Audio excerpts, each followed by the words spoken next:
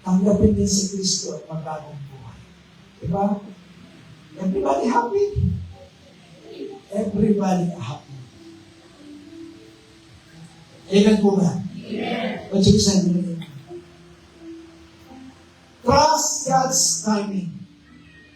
Justice may not come immediately. Sabi mo nga sa Galatians 6:7. Ang sabi sa Galatians 6:7,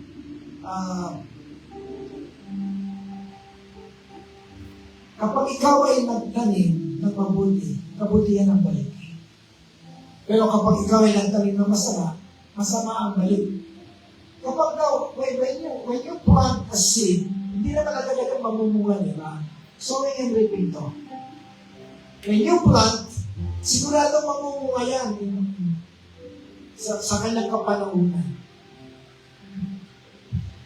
Why not? Plant good. Mamumunga yan, no? Mabuti sa buhay mo. But when you plant bad, in God's time, masakit po ang balik. Basahin natin yung Galatians. Ano nga ba yung Galatians 6:7? Nasa dulo na dila ako. O sige. Yung pangatlo, the last one, as I close, ang sabi ko dito, focus on your walk with God. Revenge distracts us from God's purpose. Ini-distract tayo. Inaharangan tayo. When we let Him handle justice, when we let God handle justice, we can focus on growing in faith, love, and service. So focus na lang po tayo sa ating paglakad bilang isang Christian.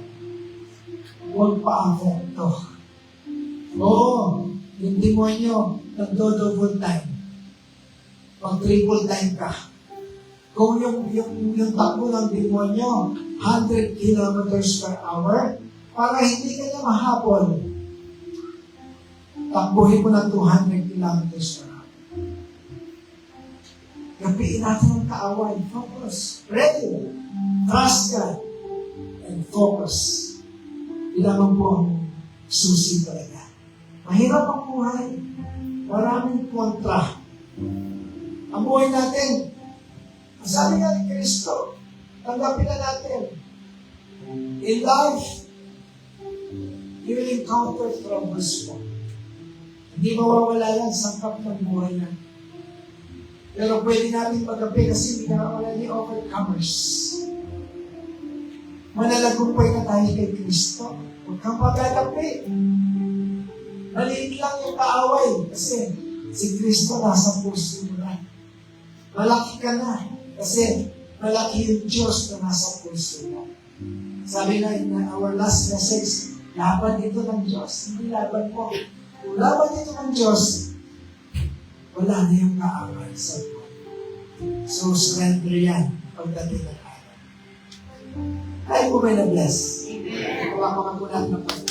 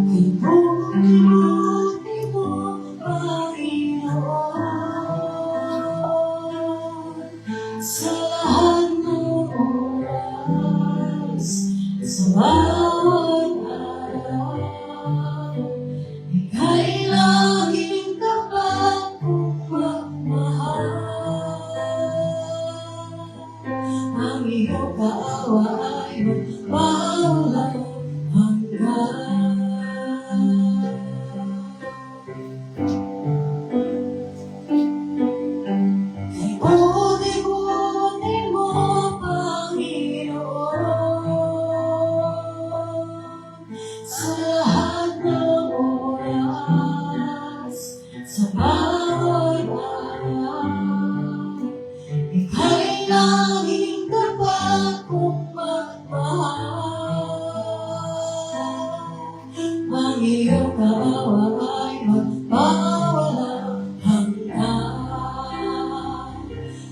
pinupuri, sinasamba kita na. Dakilang Diyos at Panginoon. Nangyari kay walang kanulan, nangyari kay di nagbabago. Mabuti ang Diyos na sa amin nagmamahal. Mabuti ang Diyos na sa amin nagmamahal. Mabuti ang Diyos na sa amin nagmamahal.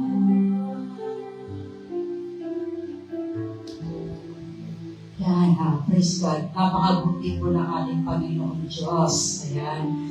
At walang dahilan para hindi tayo magpakabuti. Diba? So, praise the Lord. At salamat sa ating Panginoon na patuloy niya tayo binibigyan ng ganitong mensahe. Yung sa paalala, yung sa pagbabago, yung sa pag-asa para sa ating lahat. Yan. Kapag po sinabi lang tuwing nalaga, ang isang Kristiyano po, tayo mismo na naghihikayat sa mga tao na isuko ang personal na kontrol at pagkabalisa natin sa ating Diyos. Magtiwala po tayo sa kanyang mga plano at kapangyarihan. Kung mapapansin natin, basta lang naman natin ito tinatanggap ano man sitwasyon. As it naman po, may choice tayo. Mamaya magkikita natin yan sa testimony ko. Pero alam niyo po ba, ito'y binibigyan ng pag-asa at patnubay at lakas ng ating Panginoon Diyos. Yan para sa ating mga responsibilidad. Ito po ay may pagtitiwala at pagpapasakop sa kalooban ng Diyos. At tayo po ay mabibigyan ng kapangyarihan, truly, at biyaya ng ating Panginoon Diyos. Ano po ba mga ibig sabihin nito? Yung surrender control na may suko. Atin po kinikilala ang ating Diyos na siya lamang po ang lahat ng may control sa lahat ng mga bagay dito sa mundo na kailanman po ay hindi natin makakaya sa anumang klase, sitwasyon at circumstances ng ating mga buhay. Trust God o magtiwala sa ating Diyos. Ibigay po natin ang buong pagtitiwala sa karunungan, provisyon at plano ng Diyos para sa atin. At lalo-lalo na po sa panahon na napakabigat. Faithful action ng tapat sa pagkilos. Hindi po ito sa pag-promote sa lahat ng narinig natin magmula kanina. Isa po itong positibo na mag-encourage sa lahat na nandito at nakakarinig. Kumilos na kasama ang ating Panginoon na may kalakasan at karunungan. Amen. Peace and relief, kapayapaan at kaluwagan. Isang kasiyahan o kagalakan at kalayaan na nagmumula sa pagtitiwala sa ating mga problema sa pangangalaga ng ating Panginoon Diyos. So praise God. Mga taga-Pilipos 4:6-7, sabi nga, huwag kayo mga balisa sa anumang bagay, kundi sa lahat ng mga bagay sa pamamagitan ng panalangin at tayo na may pagpapasalamat ay ipinapakilala ninyo ang inyong mga kahilingan sa Diyos. May testimony. Galit ako. Rhea is a joker. Napapansin nyo naman ko sa Facebook. Pero galit ako. Rhea is a war freak. Wala akong pinapalakasan. Opo. May mga bagay na pinapahintulutan ng kalaban na talagang galit kitang Rhea dati. Promise. Opo. Ngayon nag-aaral po ako ng Bible schooling. Parang lang tayo nag-aaral kayo, nag-aaral ako ng Bible schooling. Meron din tukso na kalabang gumagawa sa akin para may balik ako sa natin. Ngayon din po kayo. At maging mapagpalkay, sabi nga ni Pastor kanina. Ganit ako, kasi sa mga nakakasama ko sa work, nag-work ako para maghanap buhay. Hindi ako nag-work para patayin ako. Ganyan ako magalit. Open book yung buhay ko sa mga anak ko, sa asawa ko, at sa mga sino nakakausap ko. Nag-work ako para mabuhay ang pamilya ko. Hindi ako para patayin. Imagine that. Sabi nga kanina sa Filipos 4:7, manalangin. Yun lang po yung tanging dala ko sa work. Manalangin. Na hindi ko na kailangan dapat ibalik sa riya kasi daming masisira. Amen. Maraming may epektuhan. Amen. So binigyan ako ng wisdom and knowledge ni Lord na hindi ako dapat malalos-lalos. Yes. Isipin mo sa barangay, ay, okay, opo. Ang dami kong dapat posisyon. Naging health worker ako, nag-provide ako sa cashier, dinadala ako sa sedula, sa lupon, yan, hanggang sa naging coder ako.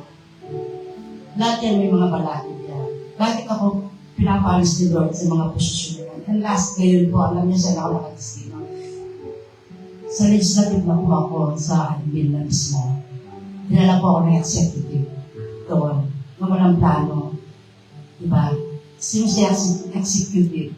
Siyempre si Lord. Ramdam na niya yung paghihirap ko eh. Siguro nga, sa susunod po, papalitan ko na yung pwesto ng pa. Kasi palitan na po pwesto eh. Pero praise the Lord po, malumalugod siya pwede kami kapitan. Ayan. At yung buhay ko po is punong-puno ng thriller. Kung malalaman lang po, at punong-puno ng sorpresa. At yung nga sinabi ko nga kanina, na ang dami kong posisyon na dapat istayan. Ang dami ko rin, racket. Promise. Ang dami kong mga sideline. Pero hindi nag-stay. Hindi nag-stay yung position, hindi nag-stay yung racket. Wala na ako savings. Sakto lang po kami na namumuhay ng pamilya ko ng nilabas na ni Aldo. Bakit? Pagsubok. Pagsubok ng Lord yung buhay namin. Kung gaano ba ako matupad para kang Lord, subukan ako ba? Dakal, marami po akong pagsubok, promise. At yun yung buhay ko na let go and let God ngayon na. Nagpapakatotoo po ako sa inyo. Na nag-hope ako na pinapanghawakan ko yung pangako ni Lord, hindi niya ako pababayaan. Ayan, at magpakabait pa. Sabi nga ni Pastor, magtanim ng mabuti at aanganin ka ng mabuti at huwag gumanti. Napakasarap po na pakinggan na kaya ka gaganti kasi yung Lord di gumanti para hirap. Pero gawan mo yung sinabi ng Lord. Magdi ka mapagkumbaba, magdi ka maging mabait, maging mapagpatawad. Diba? Maging malawak ka, maging maunawaan ka pa, maging pagpasensya ka pa. Kaya kang sa sitting mo, yung tabi-tabi mo na naglalait sa inyo, buong pamilya, alam niyo yun, nakakaranas kami ng ganyan promise ngayon. Kasi sobrang gusto namin maglingkod kay Lord. Sobrang gusto namin maglingkod kay Lord. Ganun din at hindi yung kalaban, ibalik kami sa God, anong meron kami. So yun lang yun po yung tanging panlaban lang namin ng panalangin at pasasalamat sa ating Panginoon. Praise God. Let go and let God ay isang katawagan para sa ating pananampalataya, pagsuko, pag-asa sa lakas ng Diyos at bawat aspeto ng ating mga buhay. 2 Corinthians 12:9. Sinasabi ng Panginoon sa akin, sabi nga po ni Pablo, sapat na ang biyaya ko para sa iyo, sapagkat ang kapangyarihan ko'y nakikita sa iyong kahinaan. Kaya buong galak kong ipagmamalaki ang aking kahinaan, nang sa ganun ay palagi kong maranasan ang kapangyarihan ni Kristo. Amen. Amen? Amen. So tagapan lang po natin na we are weak.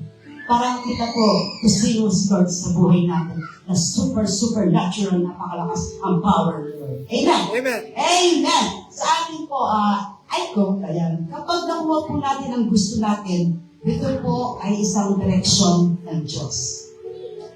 Pero, kapag hindi po natin nakuha ang gusto natin, and that's God protection. Amen. Amen? Amen. Okay, dahil ako tumayo para sa ating mga panalangin.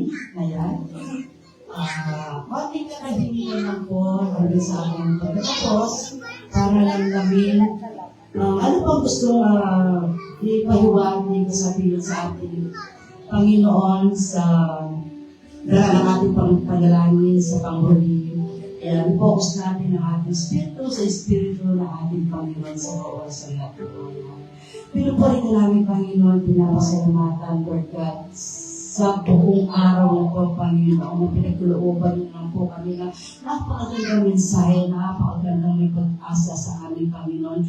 through our pastor na napatuloy siya ni Lord. O Panginoon, ito title na talaga ni Pastor, pero iba na naman po yung ibig sabihin ngayon na natutunan namin, Panginoon, na tinasyo po ang aming mga puso at kaisipan, Lord God, na muling na magpapabago sa aming buhay, na patuloy na pinapago at may pagpapago sa aming kababuan. Dahil po yung biyaya, Panginoon, hindi sa amin kami nangyagaling, kundi sa inyo lamang po grace, Panginoon, kaya nakakarida po kami ng ganito na may pagpapago sa aming buhay, na super po ang kasamaan, Panginoon. Pero sa inyong love, Panginoon, sa inyong kabaitan, hindi napapaghaya kami, Lord God, dahil sa inyong kamarihan na dumadapo sa aming puso.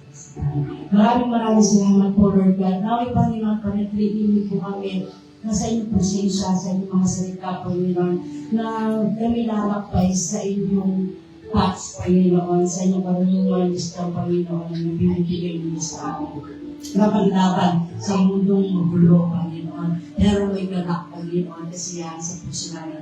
Dahil kayo ang aming Diyos na pinutulong. Kayo ang aming Diyos na may pag-asa. Kayo po ang aming Diyos na buhay na hindi kailangan mapabayaan.